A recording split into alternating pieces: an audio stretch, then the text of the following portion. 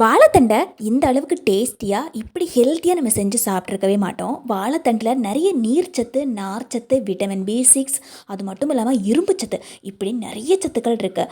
வாழைத்தண்டை வாங்கிட்டு வந்து எப்போவுமே நம்ம ஒரே மாதிரி சமைச்சு கொடுத்தோன்னா வீட்டில் இருக்கக்கூடியவங்க கூட அதை விரும்பி சாப்பிடவே மாட்டாங்க. ஆனால் இந்த மாதிரி செஞ்சு கொடுத்து பாருங்களேன், வாரத்துக்கு 4-5 வாழைத்தண்டு வாங்கிட்டு வர ஆரம்பிச்சிடுவாங்க. ஏன்னா அந்த அளவுக்கு ரொம்ப டேஸ்டியாக இருக்கும், எல்லாருக்கும் ரொம்ப பிடிச்சி போயிடும்.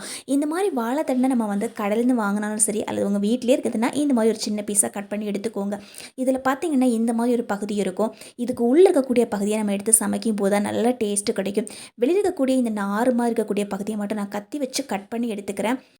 வாழைத்தண்டில் நிறைய நார் இருக்கும், அதை க்ளீன் பண்ணுறதுக்கு ரொம்ப கஷ்டம் அப்படின்னு பயந்துக்கிட்டே நிறைய பேர் வாழைத்தண்டை வாங்கவும் மாட்டாங்க, சமைக்கவும் மாட்டாங்க.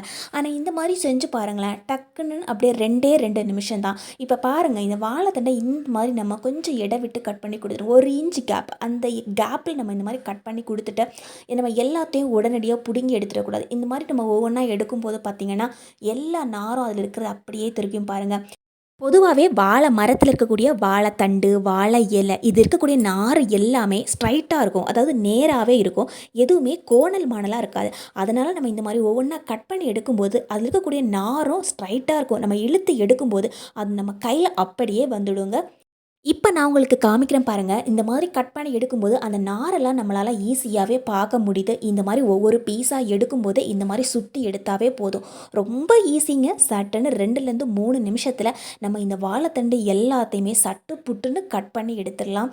இப்போ இந்த வாழைத்தட்டை நான் வந்து கொஞ்சம் கொஞ்சமாக பிச்சு வச்சுருந்தேன். பிச்சு வச்சது எல்லாத்தையும் இந்த மாதிரி ஒவ்வொன்றா எடுத்து போட்டுக்கிறேன்.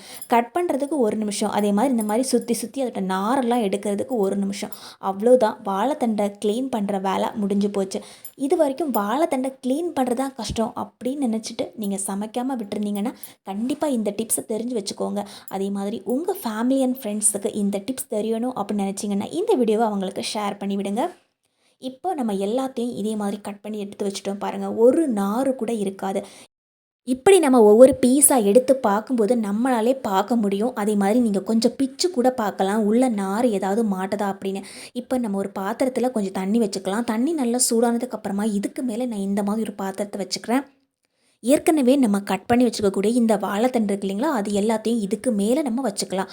இதுக்கு பதிலாக நீங்கள் இட்லி பாத்திரமும் பயன்படுத்திக்கலாங்க, ரெண்டுமே ஒன்று தான். இப்போது நம்ம கட் பண்ணி வச்சுக்கக்கூடிய இது எல்லாத்தையும் இதுக்குள்ளே போட்டுட்டு நம்ம க்ளோஸ் பண்ணி விட்டுறலாம்.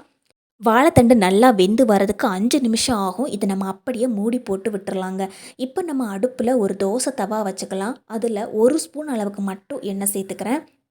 இப்போது 2 அல்லது 3 பச்சை மிளகாய் சேர்த்துக்கோங்க, காரத்துக்கு தகுந்த மாதிரி. 5லேருந்து 10 பூண்டு கூட சேர்த்துக்கலாம், டேஸ்ட்டு நல்லாயிருக்கும். சின்ன சின்னதாக கட் பண்ணி வச்சுக்கக்கூடிய தேங்காய் பீசஸ் கொஞ்சம் தான் சேர்த்துக்கிறேன், ஒரு 4-5 துண்டுகள் சேர்த்தா போதும்.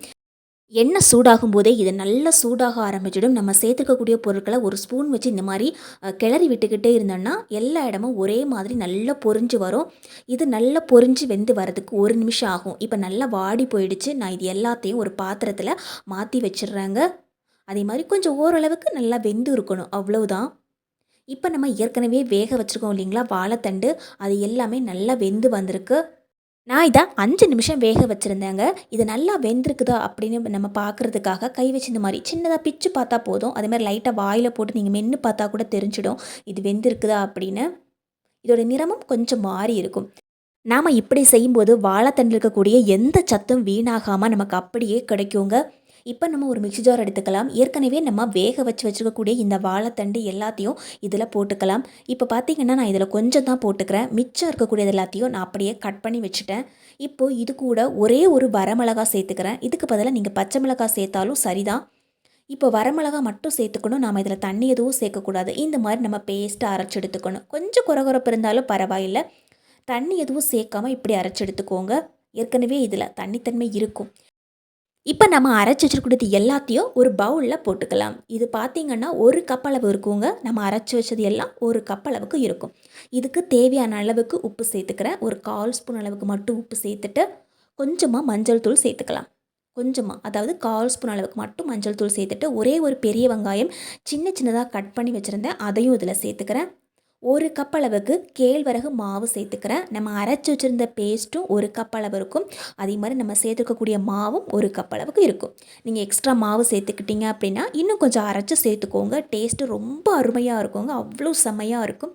இது வரைக்கும் நீங்கள் வாழைத்தண்டை இந்த அளவுக்கு டேஸ்ட்டாக சாப்பிட்டதில்ல அப்படின்னு தான் நினைப்பீங்க. இப்போ கொஞ்சம் தண்ணி சேர்த்து இந்த மாதிரி நல்லா மிக்ஸ் பண்ணி நல்லா பிசைஞ்சு எடுத்துக்கோங்க. ரொம்ப தண்ணியாக இருக்கிற மாதிரி வேணாம். ஆனால் கொஞ்சம் இளக்கமாக இருந்தால் நல்லாயிருக்கும். தேவைக்கு தண்ணி ஊற்றி இந்த மாதிரி நம்ம பிசைஞ்சு இது எல்லாத்தையும் உருண்டைகளாக உருட்டி எடுத்துக்கலாங்க. இப்போ பாருங்கள், இந்த மாதிரி நான் வந்து கொஞ்சம் பெரிய உருண்டையாக தான் உருட்டி எடுத்துக்கிறேன். இப்போ நம்ம ஒரு வாழை இலை எடுத்துக்கலாம். இந்த வாழை இலைக்கு பதிலாக நீங்கள் பிளாஸ்டிக் பேப்பர் கூட பயன்படுத்திக்கலாம். அல்லது ஒரு சின்ன தட்டு எடுத்து அதில் கொஞ்சமாக எண்ணெய் அப்ளை பண்ணி விட்டுக்கோங்க. நான் இதில் இந்த வாழை இலையில் கொஞ்சம் தண்ணி மட்டும்தான் தெளித்து விட்டுக்கிறேன். இப்போ இந்த உருண்டையை இதில் இந்த மாதிரி வச்சு தட்டி எடுத்துக்கலாம். மாவு நம்ம இந்த மாதிரி தட்டும் போதே நமக்கு தெரியும் நம்ம சேர்த்துக்கக்கூடிய தண்ணி அளவு கரெக்டாக இருக்கான்னு. மாவு கொஞ்சம் இளக்கமாக இருந்தால் தான் தட்டுறதுக்கும் ஈஸியாக இருக்கும், டேஸ்ட்டு நல்லாயிருக்கும், சீக்கிரமாக வேகவும் செய்யும். இப்போ இந்த மாதிரி நம்ம ஒவ்வொன்றத்தையும் தட்டி எடுத்துக்கலாம். இப்போ நம்ம ஒரு தோசைக்கல் எடுத்துக்கலாம். அதே தோசைக்கல்லை தான் நான் ஏற்கனவே பூண்டு எல்லாம் வதக்கி வச்சுருந்தேன். இப்போ இந்த தோசைக்கல்லை நான் எக்ஸ்ட்ரா எண்ணெய் எதுவுமே சேர்க்கலை. அதே எண்ணெயிலேயே இந்த மாதிரி தட்டி எடுத்துக்கோங்க. உங்களால் இந்த மாதிரி டைரெக்டாக கல்லில் போட்டு தட்ட முடியும்னா தட்டிக்கோங்க. அல்லது வாழை இலையில் போட்டு தட்டி அதுக்கப்புறமா அதில் போட்டுக்கலாம்.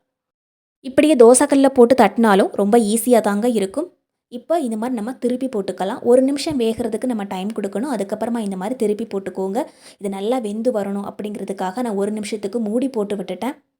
இந்த மாதிரி நம்ம மூடி போட்டு விட்டோன்னா சீக்கிரமாக வேகும், ரொம்ப சாஃப்டாக இருக்கும். அதுக்காக தான் நம்ம இந்த மாதிரி மூடி போட்டு வேக வைக்கிறோம். ரொம்ப ஈஸியாக ரொம்ப டேஸ்டியான ஒரு வாழைத்தண்டை அடை அப்படின்னு கூட சொல்லலாம். ஏற்கனவே நம்ம வாழை இலையில தட்டி வச்சோம் இல்லைங்களா, அதையும் நம்ம இந்த மாதிரி டைரெக்டாக கல்லில் போட்டுட்டு இப்படி வாழை இலையை எடுத்தாலும் ரொம்ப ஈஸியாக இருக்கும். இது கொஞ்சம் வெந்ததுக்கப்புறமா இந்த மாதிரி திருப்பி போட்டுக்கலாம். உங்களுக்கு தேவைப்பட்டால் நெய், எண்ணெய் இந்த மாதிரி கூட கொஞ்சம் சேர்த்து வேக வச்சுக்கோங்க. நல்ல வாசனையும் இருக்கும், டேஸ்ட்டும் இருக்குங்க. நான் கொஞ்சமாக நெய் மட்டும் மேலே இந்த மாதிரி தேய்ச்சி விட்டுக்கிட்டேன். நல்ல டேஸ்ட்டு கொடுக்கும்.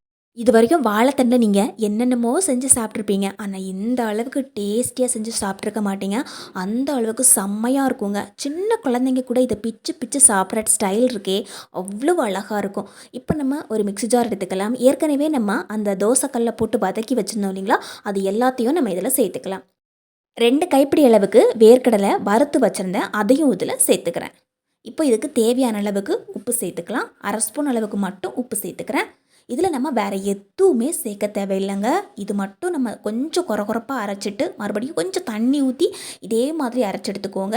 இது ரொம்ப பேஸ்ட்டாலாம் அரைக்கக்கூடாது, கொஞ்சம் கொரகொரப்பாக அரைக்கணும். அவ்வளோ சூப்பராக இருக்கும் இந்த சட்னி. இந்த சட்னி இட்லி, தோசை, அடை இப்படி எல்லாத்துக்குமே தொட்டு சாப்பிட்லாம். சாப்பாட்டில் பிசைஞ்சு சாப்பிட்டா கூட அவ்வளோ டேஸ்ட்டாக இருக்கும். இன்றைக்கி பார்த்திங்கன்னா அடைக்கு தான் நான் இந்த சட்னியை செஞ்சுருந்தேன். அப்படி ஒரு வாசனையோட நல்ல டேஸ்ட் கொடுக்கும் இந்த சட்னிக்கு. நம்ம அந்த வறுத்து போட்ட அந்த பச்சை மிளகாய், பூண்டு எல்லாமே. நம்ம வாழைத்தண்டை எப்படி ஈஸியாக கட் பண்ணுறது, எப்படி ஈஸியாக க்ளீன் பண்ணுறது அப்படிங்கிறதையும் நம்ம பார்த்துருந்தோம். இது தெரிஞ்சு வச்சுக்கிட்டிங்கன்னா கண்டிப்பாக இதை நம்ம டிஃபனுக்கே செஞ்சிடலாங்க. காலையில் எழுந்து 1 நிமிஷத்துலேயே கட் பண்ணி இதை ஈஸியாக சமைக்கவும் முடியும். ரொம்ப ஹெல்த்தியாகவும் இருக்குங்க. கேழ்வரகுல நம்ம என்னென்னமோ செஞ்சு சாப்பிட்ருப்போம். இந்த மாதிரி வாழைத்தண்டு கூட வச்சு சாப்பிட்டு பாருங்கள். அவ்வளோ அட்டகாசமான சுவையில் இருக்கும். கண்டிப்பாக ட்ரை பண்ணி பாருங்கள். ரொம்ப ரொம்ப டேஸ்டியாக இருக்கும். சட்னியும் கண்டிப்பாக மிஸ் பண்ணாமல் ட்ரை பண்ணி பாருங்கள். வீடியோ பிடிச்சா லைக் பண்ணி ஷேர் பண்ணுங்கள். உங்கள் ஃப்ரெண்ட்ஸ் அண்ட் ஃபேமிலிக்கு கண்டிப்பாக ஷேர் பண்ணுங்கள்.